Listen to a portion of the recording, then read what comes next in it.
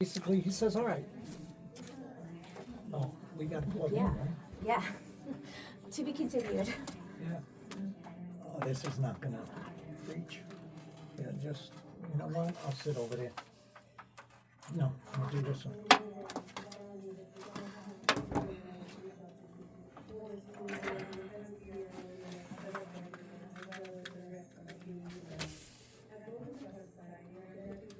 I got nothing.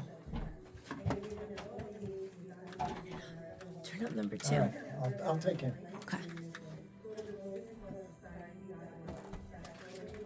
You guys ready? Where am I? What channel?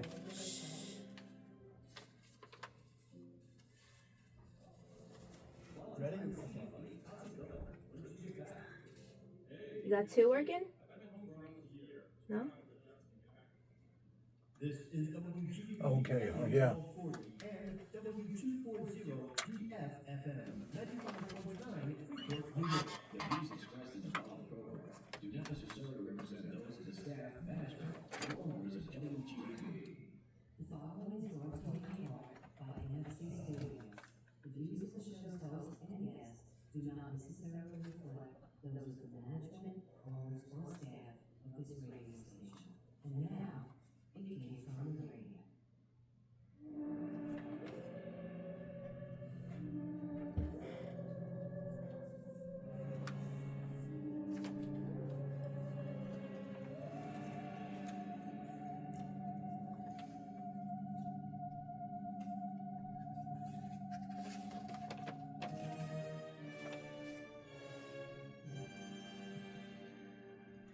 You are listening to It Came From the Radio, the official show of the Big Apple Con. I'm Jennifer Elise Feldman. I'm here with a very, very special man, our senior correspondent, Charlie Saladino. Hello, fun seekers. And Hassan Godwin. Is he on the line? Oh, yeah, no. He's not on the line. Well, I was trying to be optimistic, so it's just me and Charlie here, or Charlie and I are, anyway. So here we go. Charlie, anything you want to say before we get the show started? Anything on your mind? Yes, I am very impressed with Mark. He didn't call me 8,000 times to make sure I was gonna make the show. I almost called him on my way here, and I figured, you know what? Let's have a little fun here. Let's see who shows up. Yeah. I wasn't sure if it was gonna be you or Francis Bonet. And yeah, I'd be happy to see either of you, but I was delighted to see you. Anyway, so let's get the show started, shall we? Sure. All right, we shall. On this week's show, at the Long Island Convention of Horror, in 2 separate interviews, Charlie interviews filmmakers Jamie Root and Allison Patel, as well as Liana P. Friedman, and I interview artist and author Dave Letterfly Norderer. But before we do that, we gotta take it away with the news.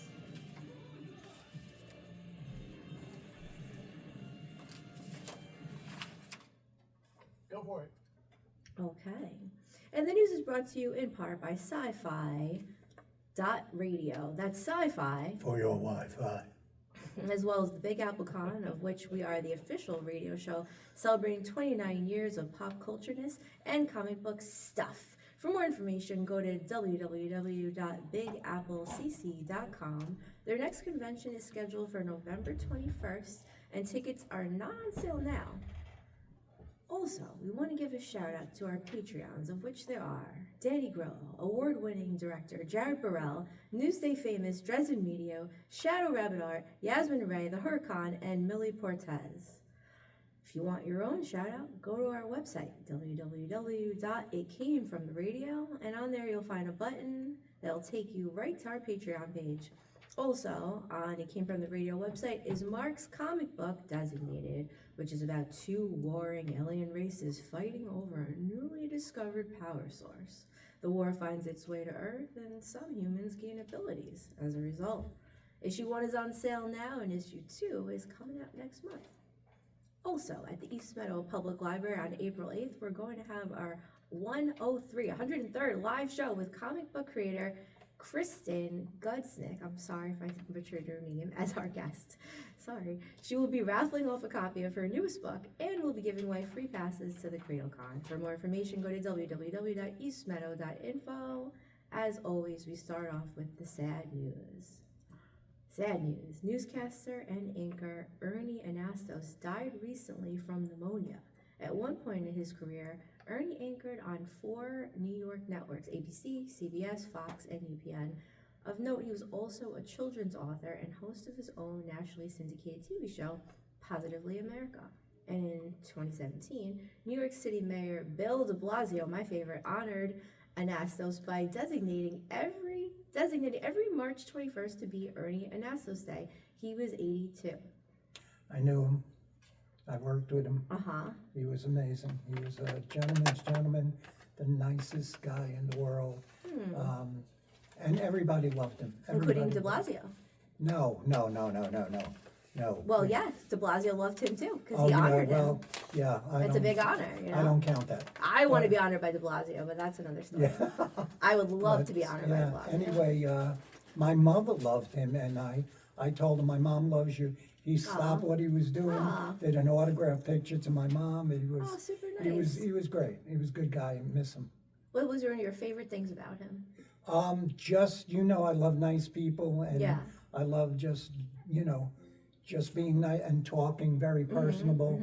And he was just an all-around nice guy. I mean, the first time I met him, I got a big hello from him, and he knew I worked there, and it was one of the people who worked with him. So, and it's very sad. I was very sad when I heard that news. Well, like attracts like, and you are certainly a very nice and very personable guy, and you're a delight to talk to, and I'm so glad that we met by chance. Oh my God. So, of course you're going to be attracted to people who are also Yeah, a delight. and ditto with you. Oh, thank you. It was like, I was so glad our boss asked you to be on the show with us. That was a shock to me. Yeah. Keep it coming. And I was just listening to something about love bombing on the way here. I'm not really into love bombing, but that's just on my mind. All right, last bit of sad news. Actor Nicholas Brendan also died recently. He actually died in his sleep.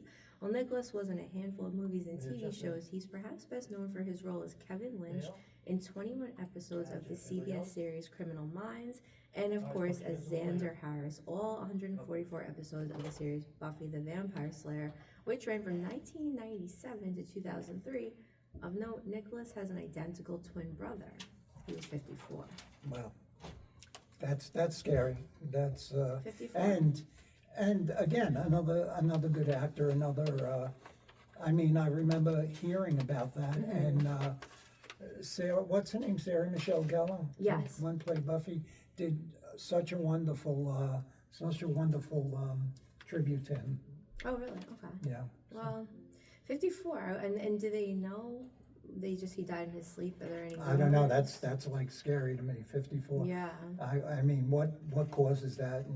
Well, there's a lot of speculations, but this isn't the show for those type of Yeah, speculations. Mark This probably is wouldn't nice. want that. But if I was running the show this would be a totally different Yeah. show. We go off on a tangent, but I'm going to go on a quick tangent. I was supposed to be acting today, Oh my God. and I actually didn't want to really do it, but that's a different part. But my co-star died. My co-star also died my God. suddenly, and he's younger than 54. I don't know his exact age, but yeah, there's a lot of people dying suddenly. Wow. So R.I.P. I don't have all the answers, but someone hopefully will get to the bottom of this. Yeah. Let's get away from the sadness. Yeah. So we're gonna take a quick break, and we're gonna be right back Rented lips? with more. It came from the radio. Very good. You did good. What's the matter? Oh. So, he's not an actor, so he doesn't know how to write scripts for actors. I said, can you just write it out like a script? Right. There's all these notes, and take a pause here. So it's almost impossible for me to not Right. take a pause. I almost try to take a pause 6 times. And after that, take a pause, and then go to Charlie. And it's if you're going to write a script, you have to put these things in parentheses or to the yeah. side. Actor But turns the door and It's all together, and it's I'm gonna try this script, but this is this is why I sound weird, because I can't read the script, and there's all these fucking notes yeah. in the script. You have to have them separate because I can't read through them because I have to that has to be. I would thank God I'm a genius reader, but Yeah. This is like, just read it as a script. I said, don't put anything in there where I have to jump back. So I hopefully I don't have to jump backwards because he did that last time. Do you have to, But like, do you have to go do this after see, it's like this? after the commercials play ends with, and please read this. It's like, Yeah. what am I reading? What am I not reading here? Yeah. Yeah, whatever. He's not an actor. He He's doesn't not write a here. script for Do what actor. you do what we do. Well, I'm trying to. You did good. See, it says like there's a script, and then it says take a pause, and then say. I'm trying to read the script, and in the script it says take a fucking pause. I mean, I'm gonna lose my mind here. You should read it. I trust me. No, you should read it. Take a pause. Oh, trust me. I at the end I'm gonna rant on this. If we have That'll time. drive him crazy. See, I love See, it. at least pause in that. I can see that. Yeah. Oh God. Hopefully he doesn't. It's. Oh, it would be hysterical if you read. And now we do just take a pause. If you read this is. I would love to. I should give this someone else for fun. I'm gonna do that and have them try to host the show and see what they do, because I guarantee you they'll fuck up the whole thing. It's not that hard, but there's just stuff mixed in. Yeah, luckily the rest is good. Okay, the rest is good, but all this had all these little notes. And make sure you take a pause for Charlie, and then let Charlie talk. And it's like, should I read that out loud? Yeah, Oh my God. you should. Yeah, you know what? I don't want to ruin the show, but if it was another show. Oh, you're not going to run the show. You'll enhance it. All right, and back to the show with Charlie. Charlie Saladino's here. How you doing, Charlie? Oh, I'm doing much better that I'm sitting across from you. All right, so let's get into it. We have some not so sad news. Let's start with CradleCon. You've been to CradleCon. We had a lot of fun there. And CradleCon returns to the Cradle of Aviation Museum May 16th and 17th. This year features a G.I. Joe reunion with Larry Hama, plus the Crow creator James O'Barr, comics, cosplay, retro gaming, and more, all supporting the museum's education programs. Tickets are at cradleofaviation.org. And you are listening to It Came From the Radio, and again, we are with Charlie. You know what? I gotta just take a quick note and just acknowledge this. I have notes from Mark right here, and in the script, without any type of designation that it's separate, it says, take a pause, and then say. So I'm all befuddled here. So if I sound like I don't know what I'm talking about, I'm reading a script, ladies and gentlemen. All right, well, Mark's gonna love that. All right, let's go back to the show. and then it says, and then say. So now let's do the regular news. Pause. From the, then point to Brian, and he will play the nuts clip from the That's a Lot of Nuts department. Okay, enough with the nonsense. Let's try to leave all the fourth wall. We're going to stop breaking the fourth wall and go back to the radio show. All right. The new sci-fi film project, Hail Mary, has taken the #1 spot in the domestic box office, pulling in $80.5 million in ticket sales in its first week of release, beating out the new animated film Hoppers, which came in at the #2 spot, making an additional $17.8 million in its second week of release. For those of you keeping track, I'm definitely not. Avatar is still the highest grossing film of this year with $403.8 million, of which $153.5 million was this year, followed by an aforementioned Hoppers with $120.1 million. Wow. I know two people who saw Hail Mary like yesterday. Oh, yeah. And they came out, they said it was fabulous. And what did they say about it? What was so fabulous? That they paid that much money and they loved it. Oh, okay. Yeah, I didn't see the movie. I have no idea what it's about, but I'm going to have to call Hail Mary for this radio show. Hail Mary, somebody help me. Somebody help me. you throw the script up in the air and then Hail Mary, hope it comes down and You know makes what? sense. For anyone who wants to write in or call in, I'm really curious. As I was driving here, I was wondering which listeners really want to know how much money every movie is making every week. I want to know. Yeah, Who cares? Who does it? Someone that's cares. my favorite line when they said this movie made $80 million, and I'm thinking I'm not getting any of that. Okay. So why should I care? Well, please, I am begging you. I'm even going to put my email in here. You can personally email me, jfeldy.be, like to be or not to be, .healthy@gmail.com, jfeldy.be.healthy, and please tell me, what do you think about finding out how much money each movie is making? All right, next, moving on. The Oscars have come and gone, but more importantly, that means that the Razzies have also been given out. So this year's clear-cut winner is War of the Worlds with 5 awards. Worst Picture, Director, Actor, Remake, Ripoff, or Sequel, and Worst Screenplay. Of note, the movie was nominated for 6 Razzies, but wound up losing to All Seven Dwarfs for the worst screen combo. War of the Worlds was Ice Cube and his Zoom camera. Okay, the Razzies, did you check it out? No, I don't, but Mark usually has a full rundown of who won, and Right. usually the Razzies are for really terrible movies, but that sort of boosts their reputation. I would love to get a Razzie. Yeah, oh yeah, man. I would like okay, what would you like, what would you prefer, a Razzie or a Golden Globe? Depends on what I was going for. Okay, Yeah. you're an actor, you're a lead actor in the remake of Titanic. They Yeah. do Titanic too. Titanic And too, you yeah. play Leo's character. The search for more So what do you money. want, a Razzie or you want a Yeah, Golden Globe? Leo comes back to the surface and As says, you. "Where did she go?" No, you're the new star, yeah. Well, I would. You know what they say, Jen? What? Bad press is good press. What is I that thought it was saying? you can't turn home to a housewife. Yeah. Isn't that what they say? You know what they say? No? I think yes. Right. So which one is it? You want a Razzie? Or you want Yeah, because any Yeah. mention is good mention. not a Golden Globe? Yeah, You pick know, one. If I wanted more money and I wanted prestige, I'll go with the Golden Globe. All right, I'll give you prestige, Charlie. I'll give you prestige. Thanks. All right, now from the "it's not a done deal until it airs" department, none other than actress Sarah Michelle Gellar has announced via Twitter or X. The show is very old school, that the new Buffy series is no longer in development. Sarah says, "No one saw this coming, including the head of Searchlight. I got the call as we were stepping onto stage for the premiere of their own movie, and it's also the weekend of Chloe going to the Oscars as a Best Director nominee for Hamnet. For them to call us on the Friday of what should have been Chloe's victory lap for an incredible film and my world premiere of something that I worked very hard for is, well, that says something." We had an executive on our show who was not only not a fan of the original, but was proud to constantly remind us that he had never seen the entirety of the series and how it wasn't for him.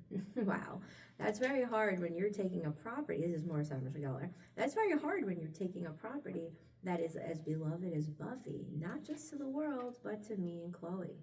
So that tells you the uphill battle that we've been fighting since day one, when your executive is literally proud to tell you that he didn't watch it. Pause. Pause. Actually, it doesn't say pause in the script. Yeah. Wow, okay. What would you, I'm an actor, so I have feelings on this. But again, I'm going to throw it back to you as you're going to be the new Leonardo DiCaprio, okay? So Charles Saldino's in studio at WGBB, and now you're going to be, just pretend you're Leo DiCaprio, and you're in this series with Sarah Michelle Gellar. How do you feel? Your director, your executives don't even really care about the show. I didn't would feel like I am so glad not to be a part of this now. If the executive feels like this, what could he do to us down the road? You know, I'm glad it didn't get off the thing only to disappoint us later. And then I would go and take a Louisville Slugger and beat the living crap out of the executive. No, I wouldn't do that. Well, actually, related notion. Sometimes they say, they don't want you to study or they don't want you to study with other teachers Yeah. because then you come in with preconceived notions. No, I can't make that fit here. I'm trying to be devil's advocate. I can't. Yeah. So therefore, really the only solution, if I was part of this as an actor or makeup artist or really at all, I would kidnap the executive and then I would sit him down and I get him really high.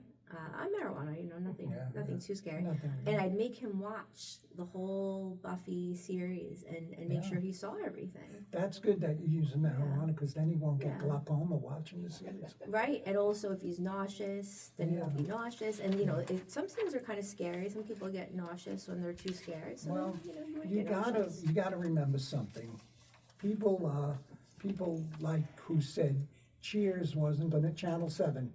Who said Cheers wasn't going to make it, we got to get rid of it, let's take it off the air.